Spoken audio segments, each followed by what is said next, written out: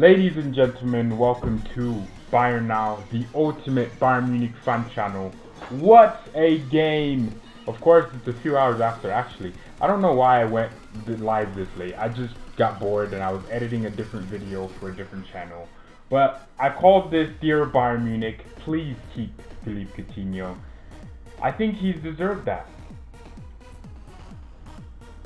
Do I need to repeat what my intro? Welcome to Bayern Now. I genuinely don't know. But what a performance by Coutinho. 2 goals. Tell me, if you're watching live, is the audio good? Is everything fine? Because I don't believe it is. Man. I don't know.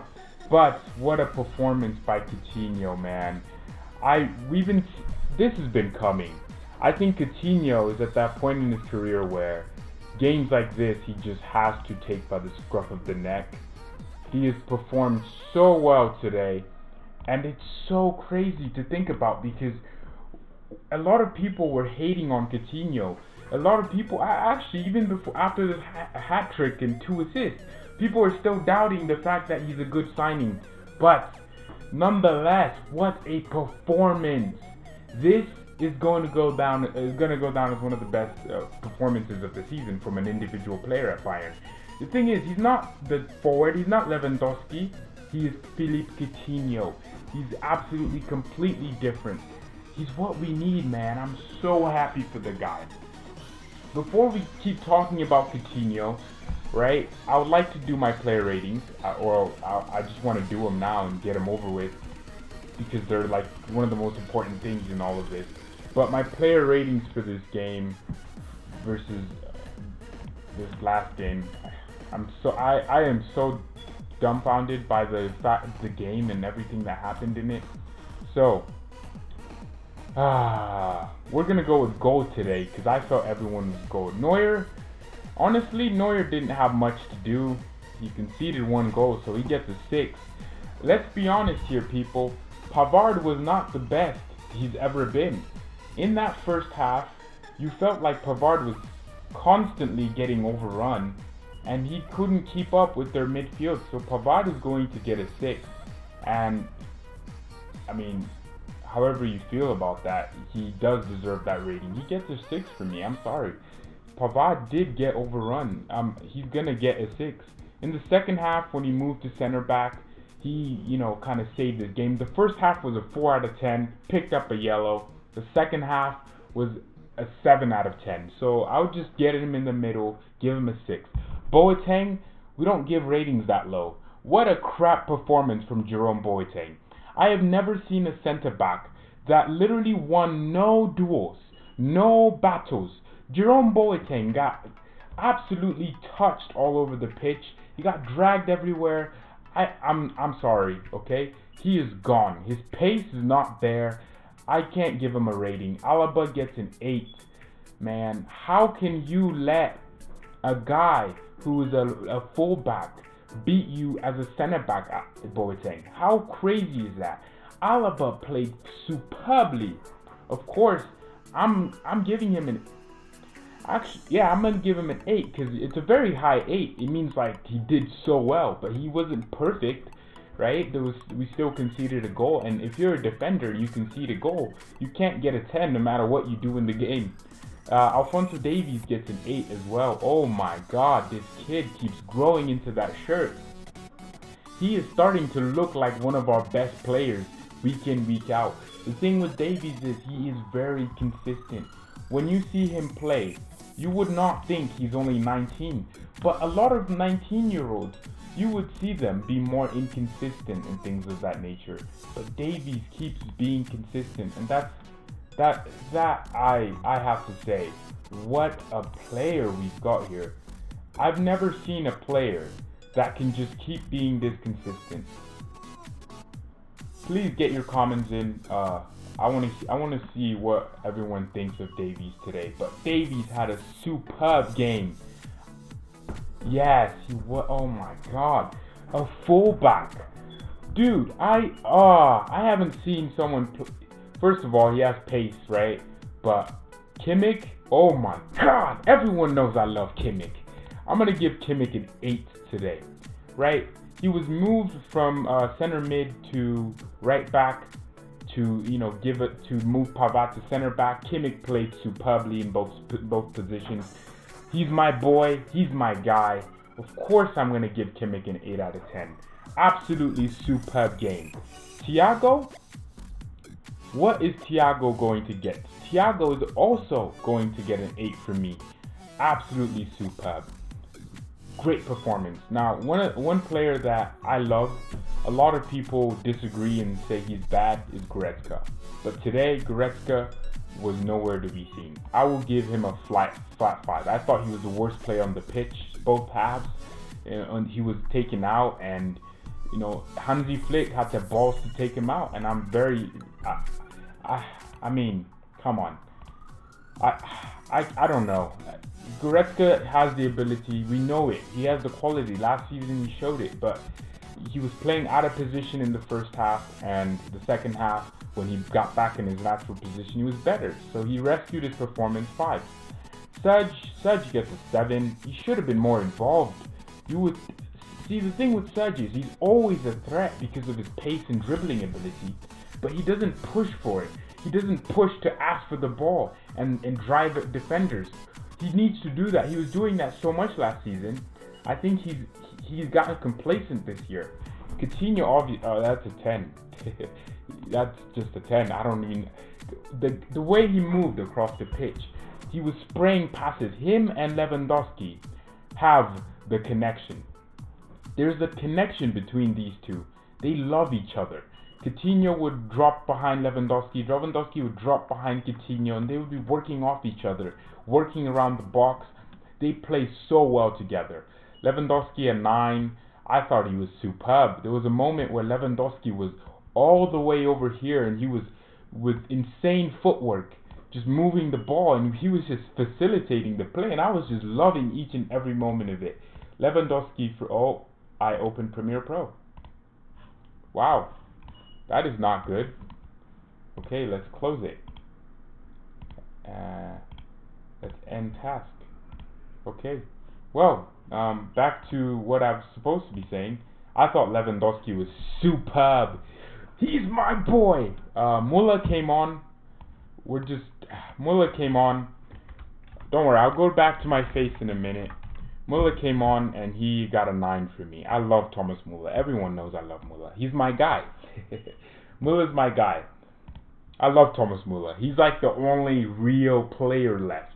In terms of play, the way Muller moves into the pitch, he scares every opposition. The players of Muller's quality are dying. The breed that Thomas Muller is dying, because you don't get the type of player that can play every position across the top line, works so hard, and is always giving in quality contributions all over the pitch. He had a brilliant assist for Lewandowski's finesse shot, which actually happened to be in the air. Lewandowski's weird. He doesn't score the really easy chances, but then he'll chirp the goalkeeper from 50 yards out, and I don't know. He's a weird guy. And Thomas Muller, I would like to hear your comments. What did you think of Muller? I thought Muller was superb when he came on, and he replaced Goretzka in the 60th minute, and it was just the perfect time. Who else came on? Perisic. Oh yeah, Perisic came on. Oh my God. I don't know what I think of Perisic. You know, part of me thinks he's just a lone player that has no future, but another part of me thinks he could be a good key player for us. He could be a starter, but he's 31, so I will give Perisic his deserved 8. He wasn't as good as Muller. I think he had 2 assists, or he had an assist or something, but he should have scored. I wouldn't sign Havertz. I've been thinking about it, and Kai Havertz would not fit that Bayern side, because Kai Havertz likes to take up positions here, and he likes to run beyond the defense. You know, that's what Kai Havertz does. He likes to run beyond the defense, and I don't know how he fits into that Bayern Munich side. I don't know. I will give Hansi Flick, Hansi Flick, HF, the gaffer, HF. I'm giving him a 10 out of 10 today. Hansi Flick got this game spot on. Well, actually he didn't. He actually messed himself up and then had to rescue himself. 3 more idiots watching. Aw, thanks. So Hansi Flick, yeah, I think I'll give him a 10, because the thing with Hansi Flick is obviously he's learning. But I love the guy. I love his attitude and the way he has good opinions, and he doesn't have BS. Okay, we're live. He doesn't have BS. He doesn't like big up players and say, "Oh, he did great." He had the balls to take off Boateng when he was absolutely atrocious. Boateng was stupendously bad. Muller was amazing. Muller is lit. I forget that Muller was from the academy. He knows what it means to play for this club, and he knows what it truly. It's important. I'm really happy for Muller, because last season under KOVAC he was the scapegoat for the majority of games. Whenever things weren't going well, everyone was like, sell Muller, or get rid of Muller and get in James. Or it was always him being the scapegoat. But this season we're starting to see the importance of him. When he comes off the bench or when he starts, he always puts his 1,000,000% in. Muller sometimes is a left back to right wing, back to center to striker, back to right back. It's crazy the amount of work rate. I don't even know where he's everywhere. I think sometimes there's more than one Muller. Yeah, Hansi is like Jupp. The thing with Hansi, for me, I just got sold on him. At least have him for the rest of the season. If he gets to the at least the quarterfinals of the Champions League, I would say hire him. This guy had the balls to take off a player that was doing terribly. And Jerome Boateng is a big influence in the dressing room. Alfonso, because he speaks multiple languages. He speaks French, I think, and English, and all these, and German. So he has a lot, and he's friends with Müller and Lewandowski. He's friends with everyone on the team. So he had the balls to take off that guy with the influence to basically ruin his job. He did that. Hansi Flick deserves all that credit. I didn't think he would do it. I was thinking to myself, Boateng has to go the second half. We can't keep losing these long balls and losing these foot races. And then he took off Boateng in the second half, put on Perisic, and moved Kimmich back to right back and Pavard at centre back, and we already look much more fluid. We should keep Pavard and Alaba as our centre backs and Mabashir Said. See, the thing is, I don't know. Alaba for me is a great centre back, but then he's also one of the best left backs in the world. So are you going to sacrifice that? But then Alfonso, we have a great problem right now. We have 2 left backs doing superbly at positions they don't normally play. Davies we bought to be a winger, to be depth for wing, and also a project, and he's already looking like one of our best players week in, week out. And then Alaba is there, and he's already playing like one of the best center backs in the world, and he's a left back, and Davies is doing so well at left back, you don't want to take him out. So Hansi Flick has a real problem up there, unless he goes to a back 3 and plays Alaba, Lucas Hernandez, and Niklas Süle when he gets back, or Pavard, and then Kimmich at right wing back, and then we play a double pivot. I don't know what we're gonna do with this defense, because it's part of it is so good, and then the other half is trash. Obviously, we have to sell Boateng in January. We're gonna have to sell Boateng. My problem with Kimmich, I love the guy. He's one of my favorite players. Even though my shirt number is messed up, I have Thiago's shirt on it. Right? Kimmich is one of my. I would have gotten the 32, but it just looks stupid. I don't know why he got 32. Get something like 21 just to match Philipp Lahm. But my problem with Kimmich is he sometimes gets overrun too much. Like he does this thing where he'll rush into a tackle and then start pulling out, and by the time he's pulling out, it looks like someone bypassed him so easily. So Kimmich isn't a natural defender. He wants to win the ball and play it. Today he showed what he is. He wins the ball, plays it. Wins the ball, plays it. He gets the ball and gets in positions to pass, and he always passes and chooses the right passes. Kimmich is so intelligent on the pitch, but he doesn't have the physical attributes to be a destroyer, defensive midfielder. So we need Lucas back. Where is Lucas gonna play then? Do you drop Alaba and then drop Davies when he's doing so well? Davies this season is that player. We need him to keep playing. The fans love Davies. Did you hear that ground whenever Davies did anything good? Whenever Davies does anything good, the crowd erupts. It's almost like when Muller broke through. Everyone knows that's a kid. That's from the academy. That's a kid. He's 19. Everyone loves Davies. So do you drop Davies, who everyone loves, and he's playing fantastic and superbly? He's pocketed Sancho. I can't even name it now. He's pocketed Lucas Moura. He's pocketed Heung-min Son. Did you see that pace he showed against Son? Yeah, that's what I was thinking too. Drop Pavard, bring Kimmich back to right back, and have Thiago back in his defensive midfield / operator spot, and then you play Lucas and Alaba at center back. But then they're both left. I don't know. I've never seen two left-footed center backs in my life before. And Davies, that could be a shout because Pavard was atrocious. He got exposed so easily. The thing with Pavard is we didn't buy him to be a starter. It just so happened that we had so many injuries, and also we didn't replace Matt Hummels that he needed to be there. Pavard was bought to be a second choice right back to Kimmich, a different solution. Pavard is more physical than Kimmich. He's taller, obviously, so he's more physical. He's more physical than Kimmich. So if we're getting overrun at that right back spot, that's something for the managers to do. Pavard also doesn't strike me as a Bayern Munich player. There's something about him. He hasn't proven enough to me. He's not the greatest at crossing, right? He keeps trying that outside foot volley. He's not some incredible tactician. He doesn't have this blistering pace. Pavard is just a bench player.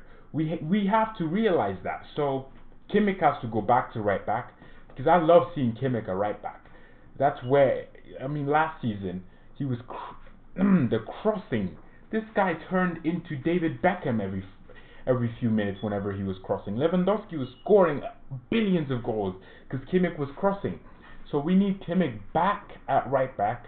We need to drop Boateng as well as Pavard.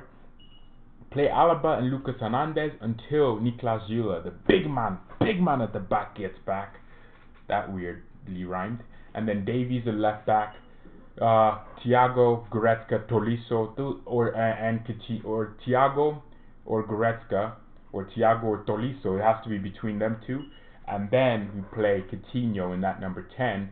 And then Coman, Gnabry, and Lewandowski. Coman will be out for a month, so Perisic will replace him there.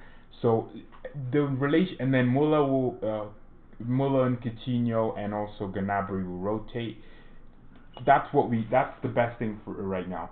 So just to get your opinions on this, what do we need a defensive midfielder? If so, who? I want to hear some names right now. Because I don't just want to hear, oh, we need a defensive midfielder, but I don't know who. For me, a defensive midfielder has to be a powerhouse. To be honest, if we go to Chelsea and we tell them, oh, you have a problem at left back, we'll give you Alaba plus 20 million for Kante, I think they'd say yes. I mean, I'm not saying let's sell Alaba, but we have so many center backs, and Davies is there, but if Alaba leaves, we'll need to replace him. And I would just go ahead and buy an okay left back to be with Davies. I don't know. We need a defensive midfielder though. I want Kante. That's the type of Zakaria. Yes, that's the guy I'm thinking about. I've watched a little bit of him. He's physical, right? And he's very energetic. The thing with our midfield is sometimes I feel like they're so focused on wanting the ball that they forget they have to win the ball. Kimmich doesn't have that natural instinct to push out and be aggressive. Kimmich is aggressive, like, oh, he'll get angry and then he'll kick a bottle or something, or he'll kick the goal. That's his aggressiveness. But aggressive, like, he'll want to win the ball and he'll be the first to every challenge. He did it a little bit today, but that's just a little bit. We need someone who is that powerhouse that can just keep winning balls, keep intercepting. They don't even have to be good at playing the ball. Like Bayern, obviously we focus on technique over We focus on technique over physicality. We don't care about physicality, but we need our midfield to be very powerful in order to facilitate our, you know, our reluctancy to keep playing. So I'm thinking we get a very good world. We can't go and get a top class CDM. We have to get a world class CDM, someone above that level. Okay, if he's a wall, then we need players like that. And he'd probably leave Mönchengladbach despite the fact that they're on top of the league. I forgot to pull up the live league table. So it won't matter because I'll just say it out. The Bundesliga table as it stands, Leipzig are 33 points, Bayern at 27. We are in 4th. Schalke have a game to play, so if they win their game tomorrow, and Freiburg also win tomorrow, we will be back in 7th. We will be back in 7th, but Schalke are playing Eintracht Frankfurt, so let's hope Frankfurt does something for us. We need to be in the top 4, so and Freiburg are also playing Bayern on Wednesday.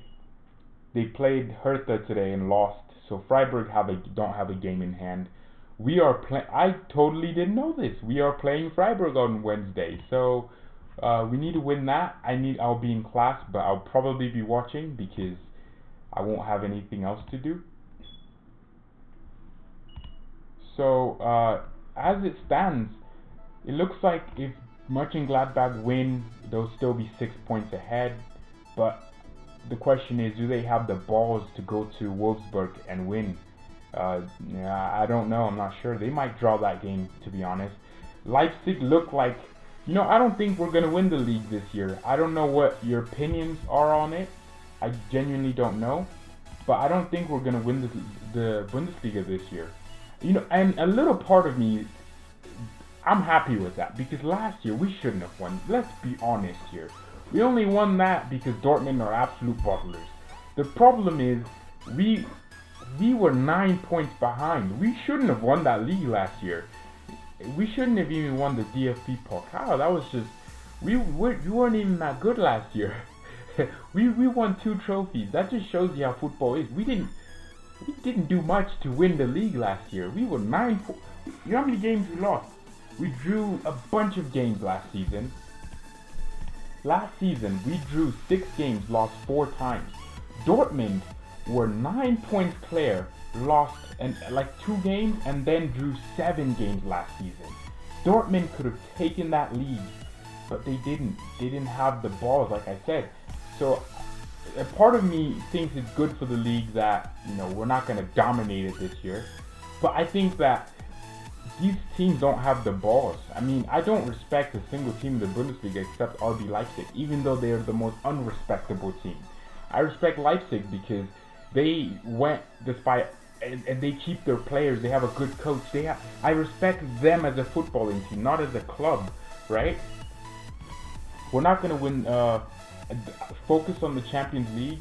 Yeah, I would. That's what I've been thinking too. Right? Liverpool are the only team in Europe that I'd say you'd have to beat them to win the Champions League. Because Juventus are worse than they've ever been. Right?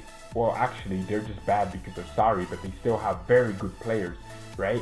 They're, what was Juventus' score today? They are so good at nicking 1-0 games. The amount of 1-0 games Juventus have, they win games by 1-0. They lost last, and they're second in Serie A, 2 points behind Inter, which is a disgrace, right? So you look at all of this. Juventus aren't gonna compete. All right, okay. Spurs, we thrashed them 10-3 on aggregate, and we do it again. We could have done it last Wednesday, or just on Wednesday, but we didn't, right? You look at Man City, they have issues at defense. Anyone can beat Man City right now. They're not going to do anything in the Champions League.